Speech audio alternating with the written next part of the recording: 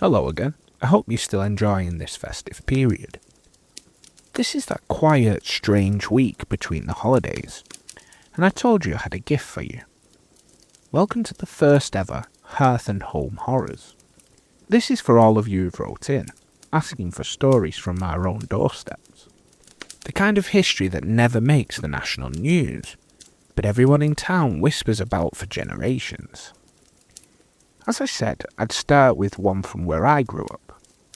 I don't live here anymore, but I grew up in a place called Wigan in the north of England. It's a sort of town where old stories linger, shared over a pint, passed down in families, and treated as half myth, half memory. A place that, nowadays, like most former mill and coal towns, is largely forgotten. But it's from this precious carbon that my story starts. So please grab a drink, sit by the fire, for some bonus, dark history.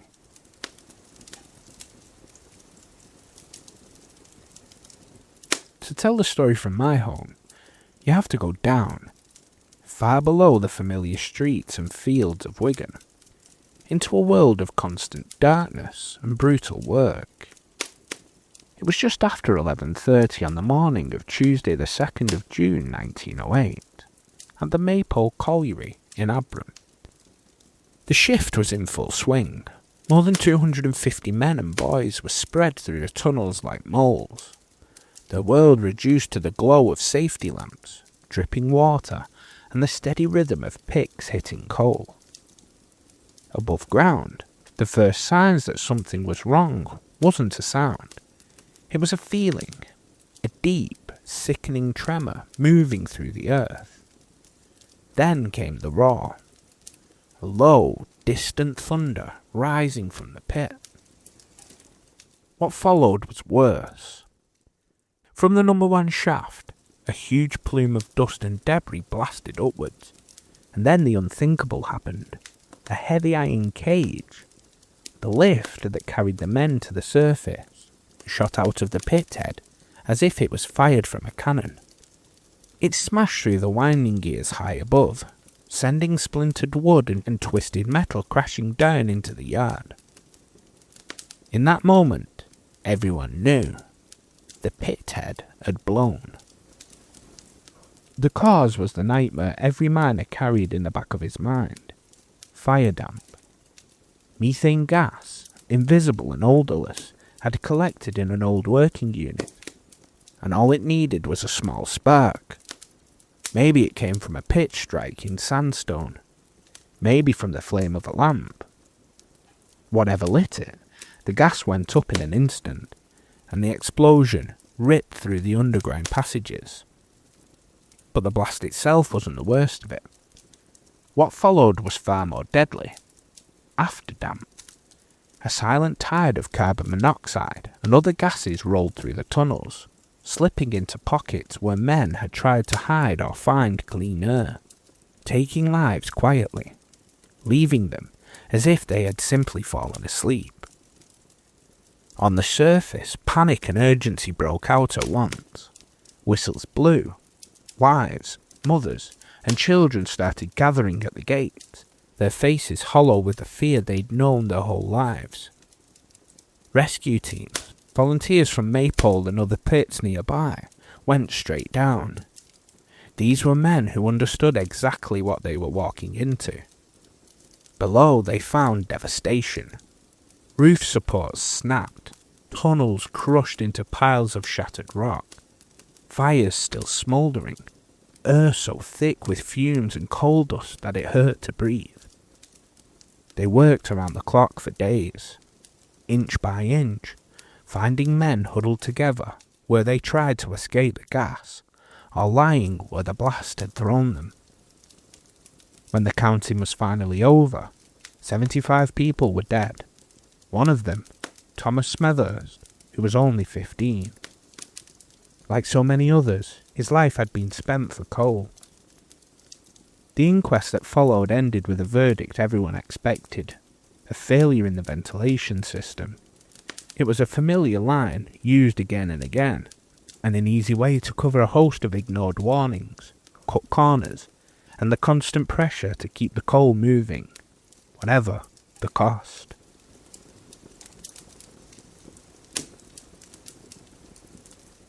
For our next story, we move to York, one of Britain's oldest cities, and I've got an email from Eleanor, which reads, "Hi Rob, I'm a long-time listener up in York. We hear plenty about the Vikings and the Romans, but I've become really interested in the stories of ordinary women who lived here. I'm trying to find out whether a woman was ever executed for witchcraft in York after the main period of the witch hunts had ended. Is there any truth in that?" Well, Eleanor, that's a brilliant and painfully real piece of Yorkshire history. You've landed on one of the most unsettling figures the region has ever produced. The woman you're thinking of is Mary Bateman. People would later call her the Yorkshire Witch, but her story isn't about a woman persecuted for magic. It's about someone who understood the fears better than anyone around her, and used that fear with cold, calculated precision. Mary wasn't some mysterious figure hiding in the woods. She lived right in the busy and crowded streets of York at the start of the 1800s. She called herself a cunning woman, a healer, someone who could lift curses and see the unseen. And in a time when real medicine barely existed, and everyday misfortune was to blame on dark forces, she had no shortage of clients. Mary had a talent for reading people, for spotting the things they were most afraid of, whether it was illness, money troubles, or heartbreak, and then convincing them that the curse was to blame. Once they believed that, she offered charms, potions, and rituals to fix the problem, for a fee. The scheme that finally exposed her was one she inflicted on the Perigo family. Mary convinced Rebecca Perigo that a deadly curse had been placed on her and her husband, William. Over the next year, Mary kept them trapped in a cycle of fear and superstition. She made them hand over coins wrapped in paper so she could cleanse them, swapping their real money for counterfeit. She designed a constant stream of strange rituals meant to keep them dependent, terrified, and obedient. Then things turned deadly. Mary baked a plum pudding laced with poison, likely arsenic, and gave it to the Perigos as part of the supposed purification. William ate some and became violently ill, but survived. When that attempt failed, Mary tried again. She gave Rebecca a jar of poisoned honey and told her to eat it with her meal. Rebecca died in horrific pain. That murder finally brought everything crashing down. When the authorities searched Mary's home, they found stolen goods, forged paperwork, and all the tools of her trade. Proof of years of manipulation and fraud. Her trial in York drew enormous crowds. She wasn't charged with witchcraft, of course.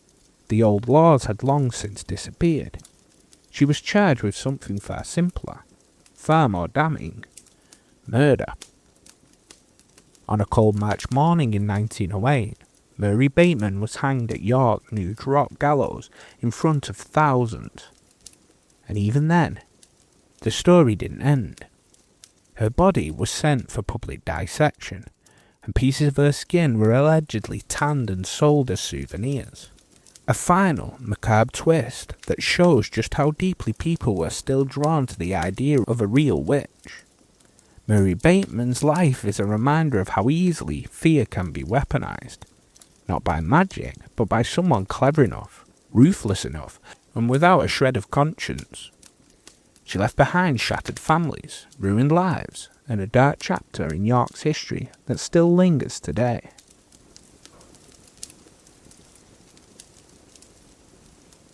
Moving across the pond to Michael in Portland, he emailed, "My name's Michael and I'm from Portland, Maine. I was wondering if you've ever come across any dark history from around here." Well, Michael, I have. And it's a story that doesn't get told nearly enough. Portland might be known for its lighthouses and rugged coastline, but it was also the scene of one of the most destructive urban fires in 19th century America, a disaster so severe it nearly wiped the city off the map. It happened on July the 4th, 1866. Independence Day celebrations were underway, but the city was bone dry after a long drought. Portland at the time was packed tight with wooden homes, shops, and wharves, a perfect setup for disaster. The fire started at the boatyard on Commercial Street. People blamed firecrackers, maybe a lantern knocked over. Whatever its cause, the flames found exactly what they needed. A strong wind turned that small fire into a monster. It tore through the waterfront and pushed straight into the centre of the city. It wasn't a regular blaze. It moved fast, jumped entire streets and created its own wind as it went. The heat was fierce enough to crack granite blocks and warp metal. Banks, churches, offices, warehouses, whole sections of Portland vanished in hours. Panic took over. Families ran with whatever they could grab, watching the city they knew erupt into a roaring wall of fire. Fire crews came from all over New England, but they couldn't slow it down. In the last desperate attempt to stop the flames, the mayor ordered teams to blow up entire blocks with gunpowder to create fire breaks. For a while, the sound of explosions mixed with the roar of the fire as they tried to save what was left. By sunrise, the scale of the destruction was almost impossible to comprehend. The fire had burned for 12 hours. Nearly 200 acres were gone. 1,800 buildings were destroyed. 10,000 people, a full third of the city, were left without homes. Somehow, only 2 people were killed, but the heart of Portland was gone. And yet this story doesn't end there.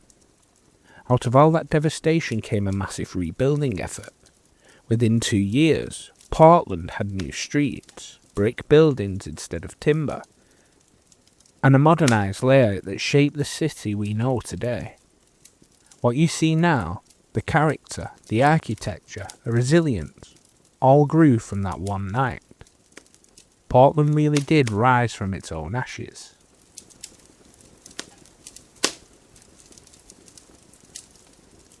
And so we leave behind Portland, York, and the deep, dark mines of Wigan. These are the kinds of stories history often lets slip through the cracks. Quiet tragedies that settle over time like dust on a hearth. Thank you for spending this time with me, and for choosing to wander through these shadows during a season that is usually filled with light. Your curiosity is what keeps these memories from fading. And as the year comes to an end, and we start to look towards the next, I want to say a genuine thank you for all your support. You've built this community, your interest, your engagement, your love for the strange corners of the past. That's what drives this show, and why I'm so excited about what we've got planned for the year ahead. So, from me and everyone at Dark History, I wish you and the people that you care about a very happy new year. Look after yourselves, and I'll see you all in the new year, ready once again to step back into the shadows. Until then, this is Dark History.